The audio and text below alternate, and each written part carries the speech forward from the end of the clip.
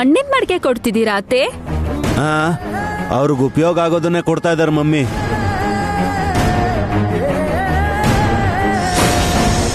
ಮಣ್ಣಿನ ಮಡಿಕೆಲಿ ಅಡುಗೆ ಮಾಡ್ಕೊಂಡು ತಿನ್ನೋರ್ಗೆ ವೆರಿ ಯೂಸ್ಫುಲ್. ಕೈ ಚೋಚು ನಾಯನಿ. ಪಿತೃದೇವತಾ ಪ್ರೀತ್ಯರ್ಥಂ ಉದಕುಂಭಂ ದಾನಂ. ತಗೊಳ್ಳೋದ್ರಲ್ಲಿ ತಪ್ಪಿಲ್ಲ, ಆದ್ರೆ ಒಂದೇ ಒಂದು ನಿಮಿಷ ಅತ್ತೆ.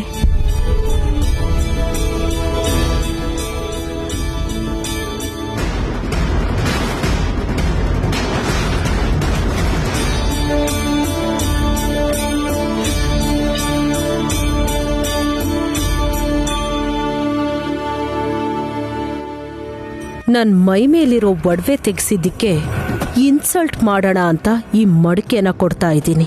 ತಗೋತೀನಿ ಅಂತ ಹೇಳಿ ಎಲ್ಲಿ ಹೋದ್ಲು? ಇವತ್ತು ಛತ್ರಿನೋ ಚಪ್ಲಿನೋ ಬಟ್ಟೆನೋ ದಾನ ಕೊಡ್ತಾರೆ, ಆದ್ರೆ ಅತ್ತಿಗೆ ಕೊಟ್ಟಂತ ಮಣ್ಣಿನ ಮಡ್ಕೆನ ಇಸ್ಕೊಳ್ದೆ ಎಲ್ಲಿಗೆ ಹೋದ್ಲು ನಿನ್ ಹೆಂಡತಿ? ನೋಡಿ ಬಂದ್ಲು.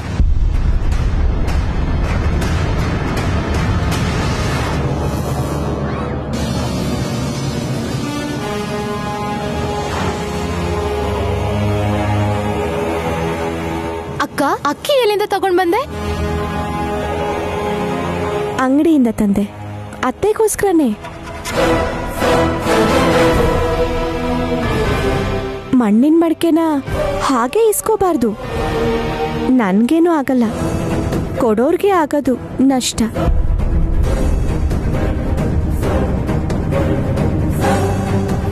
ಹಾಗಾಗ್ಬಾರ್ದು ಅಂತ ಅಕ್ಕಿನ ಕೊಟ್ಟು ಈ ಮಡಿಕೆನ ತಗೋತಾ ಇದ್ದೀನಿ.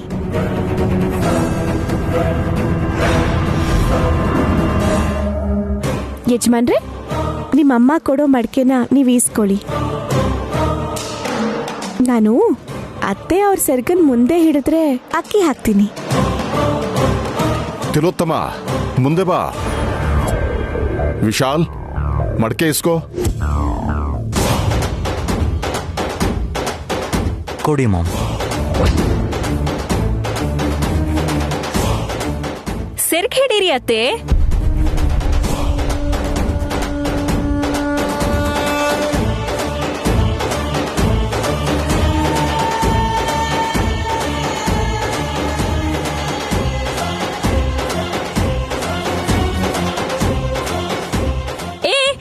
ಈ ಸೀನ್ ಎಷ್ಟ್ ಚೆನ್ನಾಗಿದೆ ಗೊತ್ತಾ? ವಿಕ್ರಾಂತ್, ಮೊಬೈಲ್ ಕೊಡು, ಫೋಟೋ ತಗೋತೀನಿ. ತಗೊಳ್ಳೋದ್ಗೆ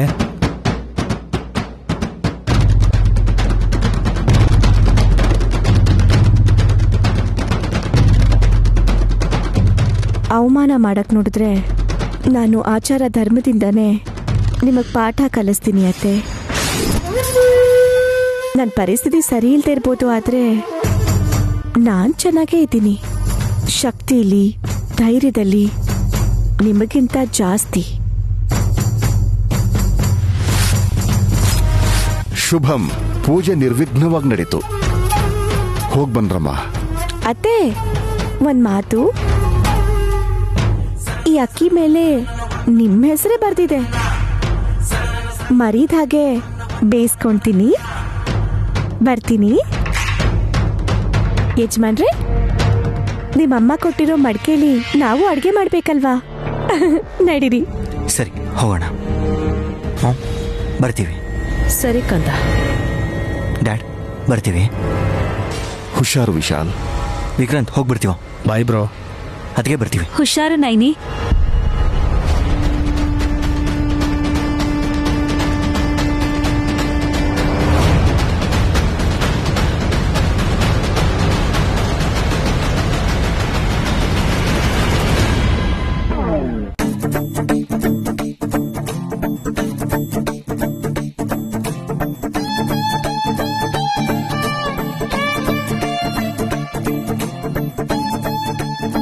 ಚಿಕ್ಕಮ್ಮ, ಸೆಂಟ್ರಲೈಸ್ಡ್ ಎಸಿ ಇದ್ರು ಕೈಯಲ್ಲಿ ಯಾಕೆ ಫ್ಯಾನ್ ಇಟ್ಕೊಂಡು ಓಡಾಡ್ತಾ ಇದ್ದೀರಾ?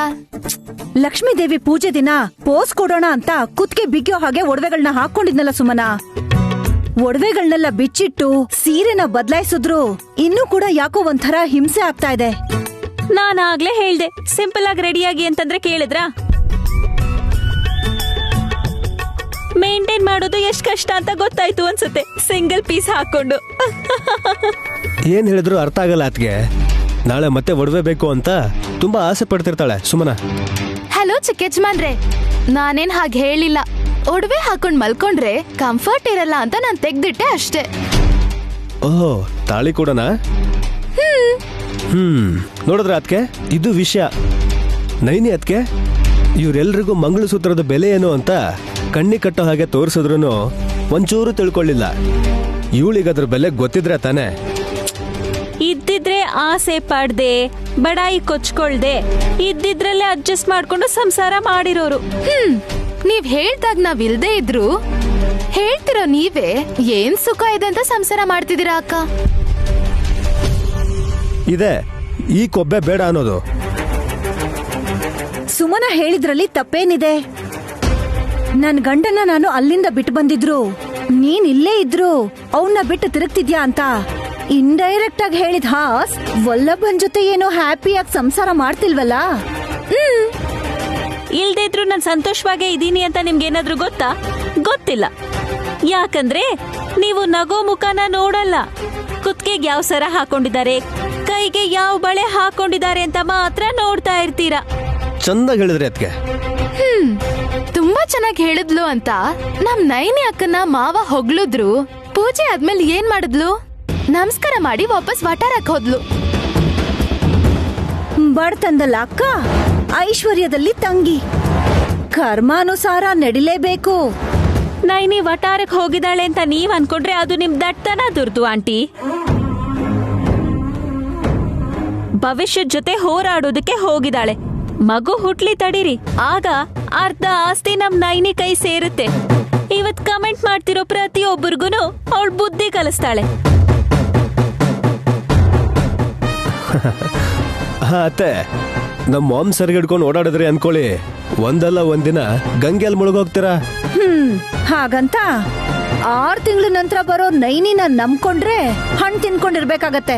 ತೂಫಾನ್ ಹುಟ್ಕೊಂಡು ಅಬ್ಬರ್ಸೋದಕ್ಕೆ ಜಾಸ್ತಿ ಟೈಮ್ ಬೇಕಿಲ್ಲ ಆಂಟಿ. Wait and watch.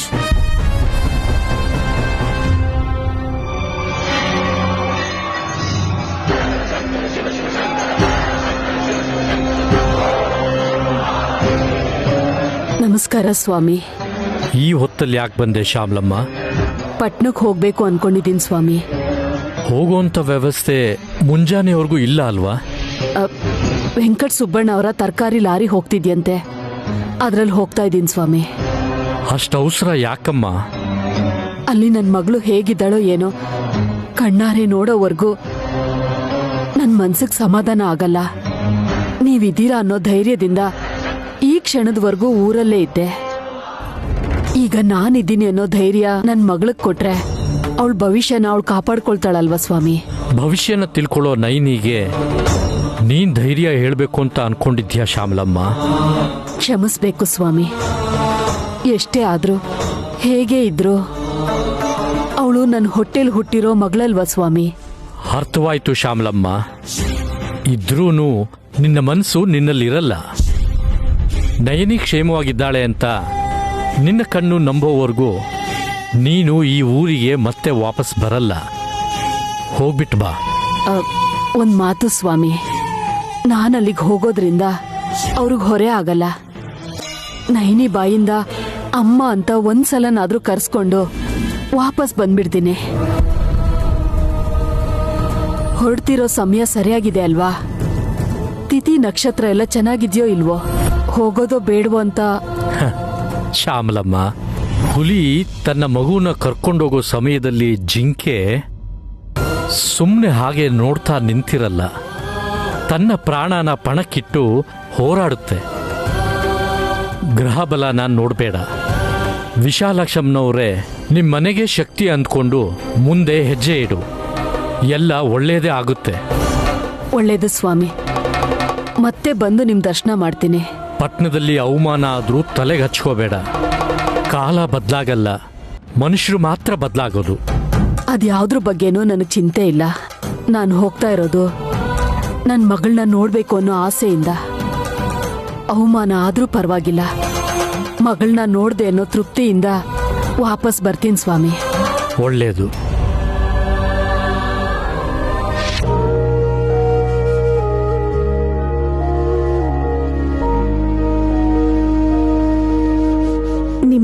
ನೋಡ್ಕೋತಿದ್ದೀರಾ ಯಜಮಾನ್ರೆ? ನಾನನ್ನ ನೀವು ಚಂದಮಾಮ ಒಂದೇ ಅಲ್ವಾ? ಅವನು ಮಚ್ಚೆ ಇರೋ ಹಾಗೆ ನಿಮ್ ಕೆನ್ನೆ ಮೇಲ್ ಕೂಡ ಮಚ್ಚೆ ಇದೆ ಅಲ್ವಾ? ನೈನಿ, ನೀನೇನೋ ಚೆನ್ನಾಗಿ ಹೇಳ್ತೀಯ. ನನಗೆ ನಿನ್ ಜೊತೆಲಿ ಮಾತಾಡ್ಬೇಕು ಅಂತಂದ್ರೆ ಸ್ವಲ್ಪ ಅನ್ಕಂಫರ್ಟಬಲ್ ಅನ್ಸುತ್ತೆ. ಯಾಕೆ ಯಜಮಾನ್ರೆ ಹಾಗೆ ಹೇಳಿದ್ರಿ? ಗೊತ್ತಿಲ್ದೆ ನಾನೇನಾದ್ರೂ ತಪ್ಪು ಮಾಡದ್ನಾ?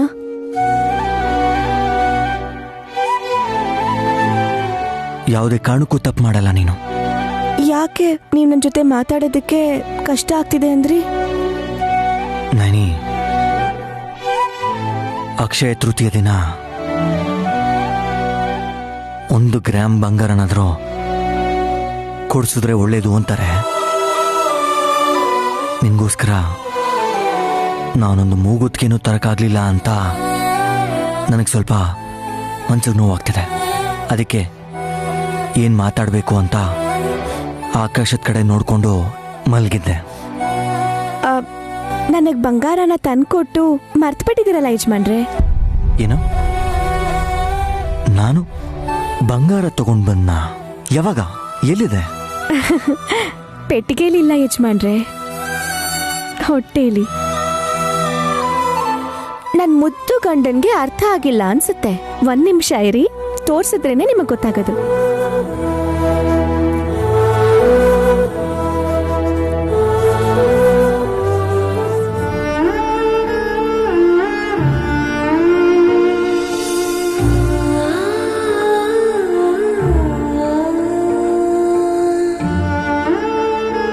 ಒಂದ್ ಕೈಲಿ ಕಾಗ್ದಾನ ಹಿಡ್ಕೊಂಡು ಇನ್ನೊಂದ್ ಕೈಲಿ ಈ ಬಂಗಾರನ್ ಮುಟ್ಟಿ,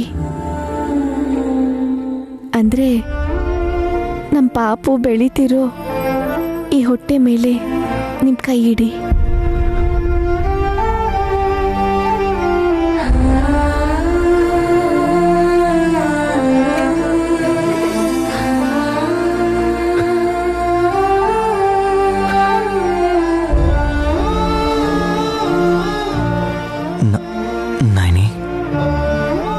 ಇಕ್ಬಾಲ್ ಅಣ್ಣನ ಹೆಂಡ್ತಿನ ಕರ್ಕೊಂಡು ನಾನು ಆಗ್ಲೇ ಆಸ್ಪತ್ರೆಗೆ ಹೋಗಿದ್ದೆ ಯಜಮಾನ್ರೆ. ಗಾಯತ್ರಿ ಅಮ್ಮವರೇ ಹುಟ್ಟತಾರೆ ಅಂತ ಹೇಳಿದ್ದಕ್ಕೆ ಡಾಕ್ಟರ್ ಅಮ್ಮ ಜೋರಾಗಿ ನಕ್ಬಿಟ್ರು. ಹೌದಾ ಇಲ್ವಾ ಅಂತ ಜೋರಾಗಿ ಕೇಳಿದ್ರೆ ತಲೆ ಅಲ್ಲಾಡ್ಸಿದ್ರೆ ಹೊರತು ಅವ್ರು ಏನೂ ಹೇಳಲಿಲ್ಲ. ಆದ್ರೂ ನಮಗ್ ಗೊತ್ತಿರೋದು ಅವ್ರಿಗೆ ಹೇಗೆ ಗೊತ್ತಾಗ್ಬೇಕು ಅನ್ಕೊಂಡು ಸುಮ್ಮನಾದೆ. ಇನ್ನೊಂದು ವಿಷಯ ಗೊತ್ತಾ ಯಜಮಾನ್ರೆ? ಪಾಪು ತುಂಬಾ ಆರೋಗ್ಯವಾಗಿದೆಯಂತೆ. ತೂಕ ಎಷ್ಟು ಅಂತೀರಾ? 17 ಗ್ರಾಮು. ಅಂದ್ರೆ 1 ತೊಲಗ್ ಸಮಾನೆ ಅಲ್ವಾ? ಇಂಥ ಬಂಗಾರನ್ ಕೊಟ್ಟಿದ್ ನೀವು ನನ್ಗೇನು ಕೊಟ್ಟಿಲ್ಲ ಅನ್ಕೊಂಡು ಯಾಕೆ ಬೇಜಾರ್ ಮಾಡ್ಕೋತೀರಾ ಯಜಮಾನ್ರೆ? ಚಿಕ್ಕ ಮಕ್ಕಳ ತರ.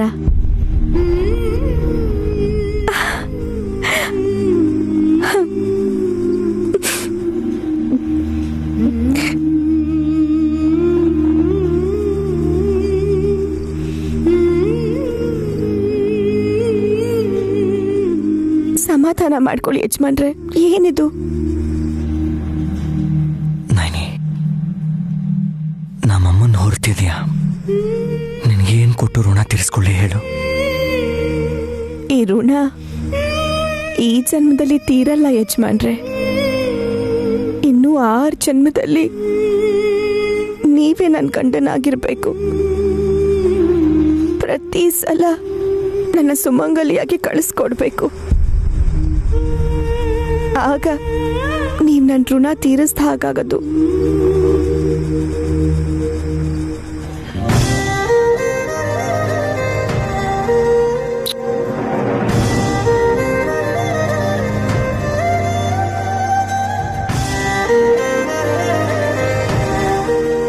ಹೆಂಡತಿಗೆ ಭರವಸೆ ಕೊಡೋ ಗಂಡ ಚಿನ್ನ ಕೊಡ್ಸೋ ಅವಶ್ಯಕತೆನೇ ಇಲ್ಲ ಯಜಮಾನ್ರೆ. ಹೆಸರಲ್ಲಿರುತ್ತೆ ಅಂತ ಹೊಲ ಕೊಟ್ರು, ಕಷ್ಟದಲ್ಲಿ ಉಪಯೋಗ ಆಗುತ್ತೆ ಅಂತ ಬಂಗಾರ ಕೊಟ್ರು ಸಂತೋಷ ಆಗಲ್ಲ. ಕೈಯಲ್ಲಿ ಒಂದ್ ಮೊಳ ಮಲ್ಲಿಗೆ ಹೂ ಸಾಕು ಯಜಮಾನ್ರೆ. ಈ ಹೆಬ್ಬೆಟ್ಟಲ್ಲಿ ಚಿಟಿಕೆ ಕುಂಕುಮ ಸಾಕು. ಈ ಸ್ಪರ್ಶದಿಂದ ಹಸು ನಿಗಿಸ್ತಾ ಸುಮಂಗಲಿಯಾಗಿ ನಾನ್ ಕಣ್ಮುಚ್ಚಿದ್ರೆ ಸಾಕು.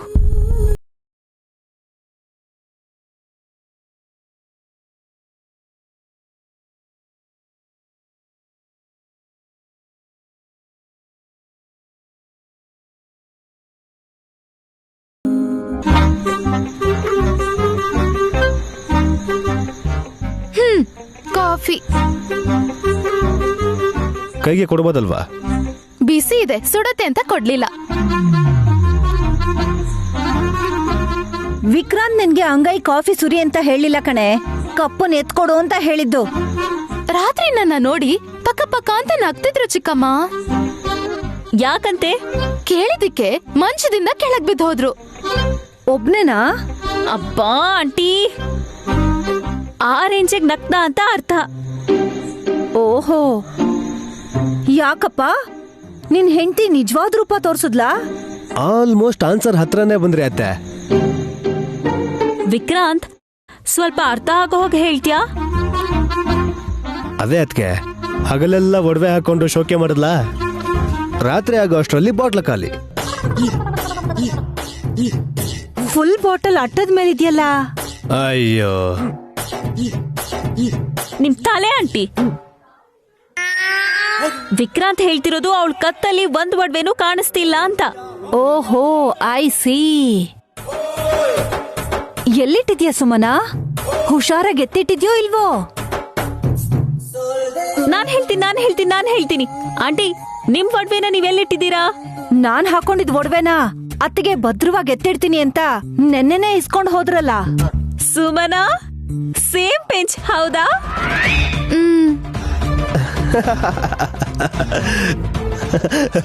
ಇದೇ ನಿಜವಾದ ವಿಷಯ. ಪಳಪಳ ಹೊಳೆಯೋ ಹೊಸ ಒಡವೆ ಕತ್ತಿಗೆ ಬಿದ್ದ ತಕ್ಷಣ ಇವಳಿಗೆ ತುಂಬಾ ಖುಷಿಯಾಗಿ ನನ್ ಪ್ರೀತಿ ಅತ್ತೆ ನನ್ಗೆ ಸನ್ಮಾನ ಮಾಡಿದ್ದಾರೆ, ಇಲ್ಲಿದೆ ನೋಡಿ ಹೊಸ ಒಡವೆ ನೋಡಿ ಅಂತ ಬೀದಿ ನಾಯಿಗಳ ಜೊತೆ ಮಾತಾಡ್ಕೊಂಡಿರ್ತಾಳೆ. ಅದಾದ್ಮೇಲೆ ಏನೇ ಇದು? ನಾಯಿ ಭಾಷೆ ಆಂಟಿ, ಹೀಗೆ ತಲೆ ಆಡ್ಸೋದು? ಹಾ ಚಿಕ್ಕಮ್ಮ, ಇವ್ರ ಕಣ್ಣಿಗೆ ನಾನ್ ತಮಾಷೆ ಆಗಿದ್ದೀನಿ. ನಮಗ್ ತಮಾಷೆ, ನಮ್ಮ ಮಾಮ್ಗೆ ಸಮೋಸ ಆಗಿದೆಯಾ ನೀನು?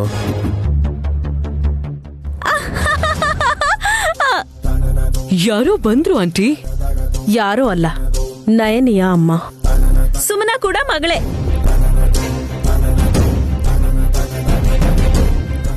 ಬನ್ನಿ ಆಂಟಿ, ಚೆನ್ನಾಗಿದ್ದೀರಾ? ಚೆನ್ನಾಗಿದ್ದೀರಾ ಅತ್ತೆ? ಅಮ್ಮ ಅವ್ರ ದಯೆಯಿಂದ ಚೆನ್ನಾಗಿದ್ದೀನಪ್ಪ. ಸಾರಿ ಆಂಟಿ, ನಿಮ್ ಕಾಸ್ಟ್ಯೂಮ್ ನೋಡಿ ಹೊಸದಾಗಿ ಜಾಯಿನ್ ಆಗಿರೋ ಮನೆ ಕೆಲ್ಸದೋಳು ಅನ್ಕೊಂಡೆ. ನಯನಿ ತಾಯಿ ಅಂತ ಗೊತ್ತಾಗ್ಲಲ್ಲ. ಪರವಾಗಿಲ್ಲಮ್ಮ, ಹಳ್ಳಿಯವರಲ್ವಾ, ತುಂಬಾ ಸರಳವಾಗಿರ್ತೀವಿ. ಚೀಲ ತಂದಿರೋದ್ ಪರವಾಗಿಲ್ಲ, ಇಲ್ಲಿಗ್ ಬರ್ತಿದ್ದಿ ಅಂತ ಗೊತ್ತಿದ್ರು ಪಕ್ಕದ ಮನೆಯವ್ರನ್ನ ಕೇಳಿ ರೇಷ್ಮೆ ಸೀರೆ ಉಟ್ಕೊಂಡ್ ಬರ್ಬೋದಿತ್ತಲ್ಲಮ್ಮ. ಯಾಕೆ ಹಾಗೆ ಮಾತಾಡ್ತಾ ಇದ್ಯಾ? ನೀನ್ ಚಿಕ್ಕೋಳಿರುವಾಗ್ಲೇ ಅರ್ಶನ ಕುಂಕುಮ ಕಳ್ಕೊಂಡೋಳ್ ನಾನು. ರೇಷ್ಮೆ ಉಡೋಕಾಗುತ್ತೇನೆ? For your kind information aunty. Vallabha, ಹಾಗೆ ಹೇಳಿದ್ರೆ ಪಾಪ ಅರ್ಥ ಆಗಲ್ಲ. ಹೌದಲ್ವಾ ಮಾಮ್? ನೋಡಿ ಆಂಟಿ, ನಿಮ್ ಹಣೆ ಮೇಲೆ ಕುಂಕುಮ ಇಲ್ಲ ಅಂದ್ರು ನಿಮ್ ಸೀರೆ ಚೆನ್ನಾಗಿದ್ದಿದ್ರೆ ನಿಮ್ ಚಿಕ್ಕ ಮಗಳು ನೀವು ಕಂಡ ತಕ್ಷಣ ಅಮ್ಮ ಅಂತ ನಿಮ್ಮನ್ ಬಂದ್ ತಪ್ಕೊಂಡಿರೋಳು. ಸಿನಿಮಾನಲ್ಲಿ ತೋರಿಸ್ದ ಹಾಗೆ. ಯಾಕಂದ್ರೆ ಈಗ ಸುಮನ ಮನೆಗ್ ಸ್ಟಾರ್ ಆಗೋಗಿದ್ದಾಳೆ. ಒಳ್ಳೇದಮ್ಮ, ಆದ್ರೆ ನಾನ್ ಬಂದಿರೋದು ನನ್ ದೊಡ್ಡ ಮಗಳನ್ನ ನೋಡೋಕೆ.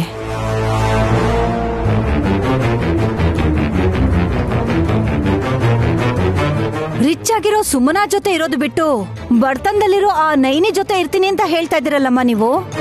ಇಂಥ ಸಮಯದಲ್ಲೇ ಹೋಗಿ ನೋಡ್ಬೇಕಲ್ವಾ, ಅವಳಿಗೆ ಧೈರ್ಯ ಕೂಡ ಕೊಡ್ಬೇಕು. ಬ್ಯಾಗಲ್ ಅದೇ ಇದೆ ಅನ್ಸುತ್ತೆ. Stop it. ಅವ್ರೇನ್ ಜೋಕ್ ಮಾಡ್ಲಿಲ್ವಲ್ಲ, ಯಾಕೆ ಸುಮ್ನೆ ನಗ್ತಾ ಇದ್ದೀರಾ?